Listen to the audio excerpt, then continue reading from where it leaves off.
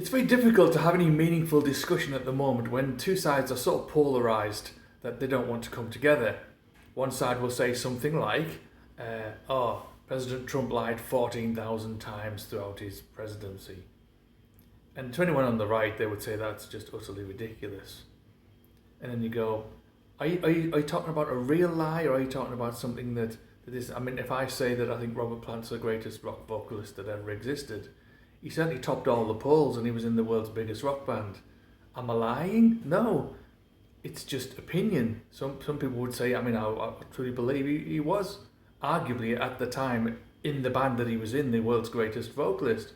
Not in the subsequent bands that he's been in, but certainly in that one, it just homogenised into the best thing ever. As I would say, Jimmy Page was the greatest guitarist, John Paul Jones was the greatest arranger bass player, and John Bonham was the greatest drummer in the greatest band. You know, that you can say that, and you're not lying, although we can differ on our opinions.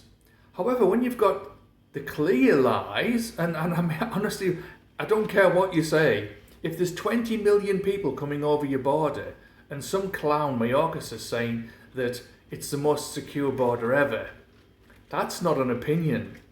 There's 20 million people in your country. If we say we can't stop the boats in Britain, and we could stop them at the drop of a hat, we know we're being lied to. That's the difference. So when we want a discussion, it's us that have to have the discussion, not the clowns who are running everything. They're never going to discuss it. The media are never going to let us discuss it. But we need to discuss it. We need to discuss it with our friends, our colleagues, everyone we come across. And that's very important, that we never lose sight of that. And that we are not polarised. Like, I've seen the people on Charlie Kirk, they turn up thinking they've got gotcha questions, and Charlie just dismantles them, and then they always end up swearing at him or going, no, or some stupid face, or just being ignorantly stupid. Because ultimately that's what they are. They're a bunch of kids that think they know better, don't know better, and when they do, can't frame it in any kind of rational discussion. You get one or two through, don't get me wrong. But we are in this position now where we are literally, Putin's been given 24 hours to do something. We could be 24 hours from World War III, which I have a sneaky suspicion will be over very fast.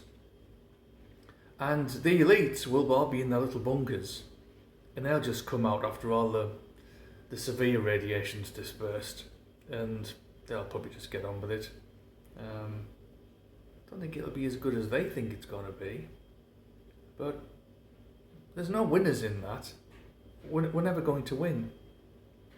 So ultimately, we're all going to be losers. Do we want to be losers? Just so we can be polarised and say, but I was right, because I thought that Dio was the greatest vocalist, so decided to have World War III.